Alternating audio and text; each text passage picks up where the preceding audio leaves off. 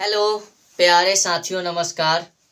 स्वागत है आप सभी लोगों का अपना प्यारा सा परिवार मैट्रिक बोर्ड बाल्स में।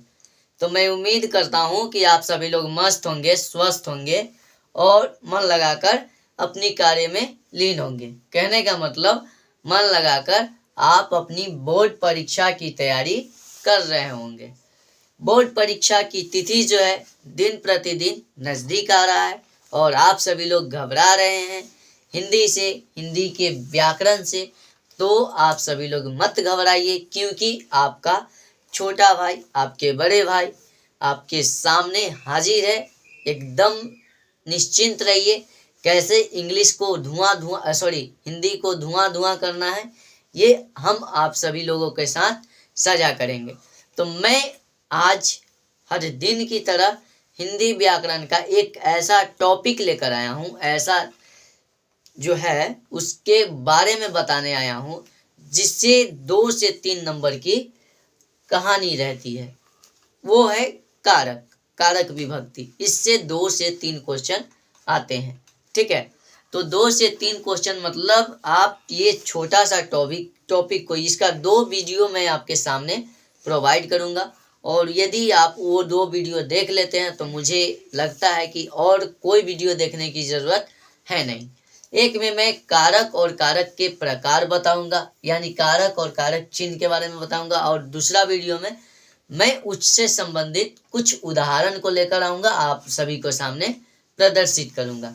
ठीक है, तो मैं आप सभी लोगों से अनुरोध करना चाहूँगा कि आप सभी लोग क्लास को स्टार्ट करने से पहले अपने दोस्तों में इस परिवार के बारे में, इस चैनल के बारे में, इस छोटे भैया के बारे में बता दीजिएगा, ताकि आप सभी लोगों को प्यार और स्नेह मुझ पे सदैव बरसते रहे। ठीक है, तो मैं आप सभी लोगों से एक विनती करना चाहूँगा कि क्लास के अंत तक जरूर देखिएगा, और क्लास जब देख लीजिएगा तो आप एक प्यारा प्यारा सा कमेंट करके बताइएगा कि आप सभी लोगों को यह क्लास कैसा लगा।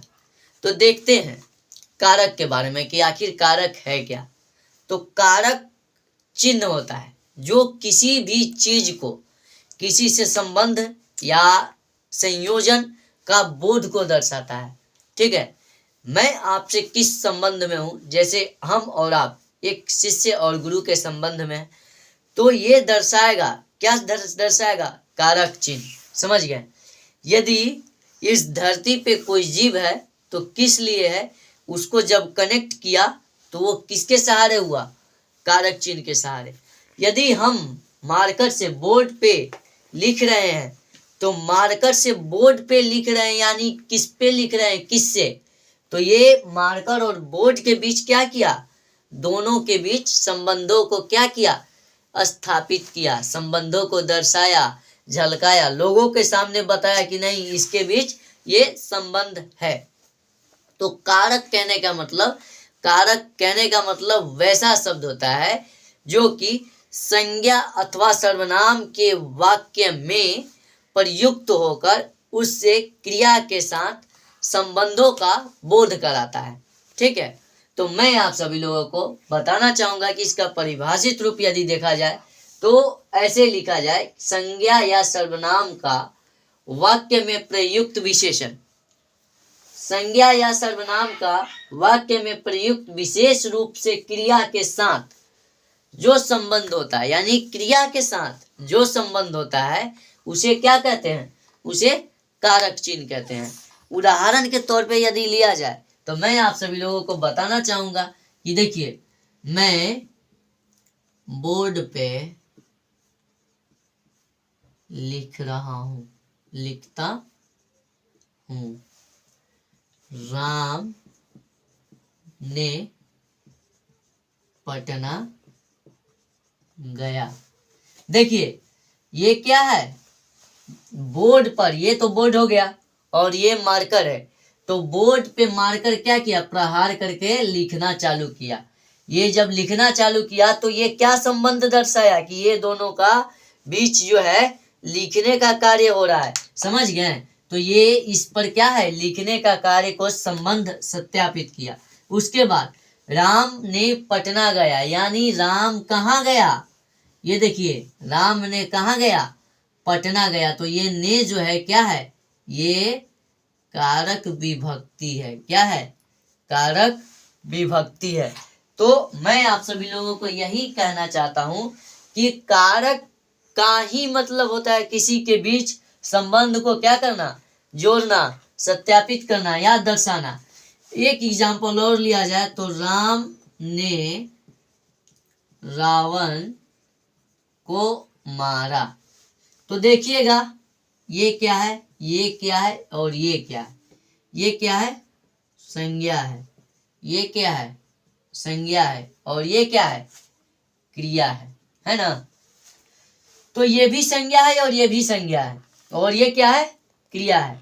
फॉर एग्जाम्पल यहाँ पे देखा जाए तो ये भी क्या है, संज्ञा है ना। ये क्या है, क्रिया है और ये क्या है, ये ऑब्जेक्ट है। ठीक है, तो संज्ञा को किससे साथ, किसके साथ ये कनेक्ट किया, क्रिया के साथ। और संज्ञा और सर्वनाम दोनों, जैसे देखिए मैं बोर्ड पर लिखता हूं तो मुझको किसके साथ कहाँ पे कनेक्ट किया, तो मार्कर के साथ बोर्ड पे कनेक्ट किया। यानी हमारे और बोर्ड के बीच क्या है, लिखने का एक संबंध है। तो मैं क्या हो गया, सर्वनाम है ना जी।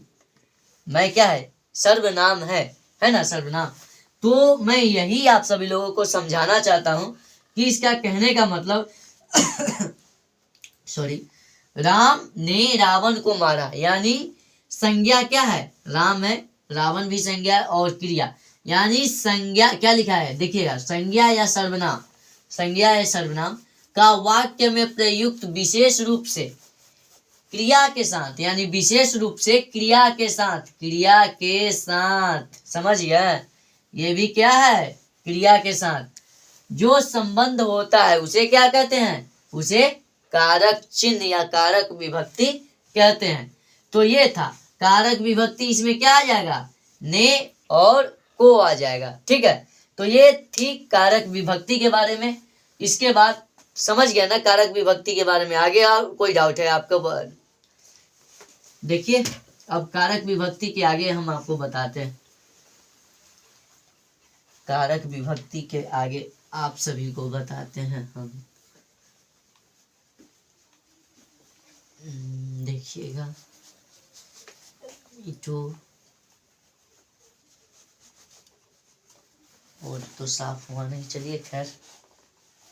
देखिए अब क्या होता है, विभक्ति कारक और विभक्ति चिन्ह के बारे में मैं आपको बताना चाहता हूं।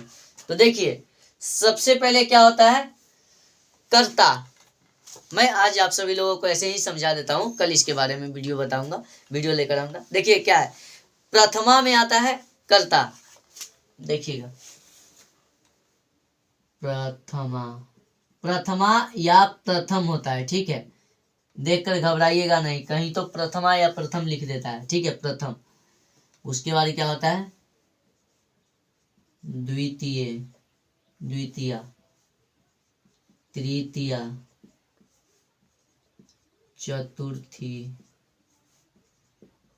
पंचमी, षष्ठी, सप्तमी, अष्टमी। इसमें क्या होता है, ये फिर प्रथम वाला चल रहा है, यानी प्रथमा वाला चल रहा है। ठीक है, ये क्या है, सॉरी ऊपर जगह नहीं है, ये क्या हो गया, ये हो गया क्या, विभक्ति। ये विभक्ति हो गया। ये क्या हो जाएगा, कारक अब आपके सामने लिख देते हैं। ठीक है, उसके बाद ये क्या हो जाएगा, विभक्ति चिन्ह। ये होना चाहिए ऊपर में, लेकिन मैं नीचे आपको दर्शा देता हूं। देखिए क्या होता है, कर्ता ने कर्म को करण से संप्रदान,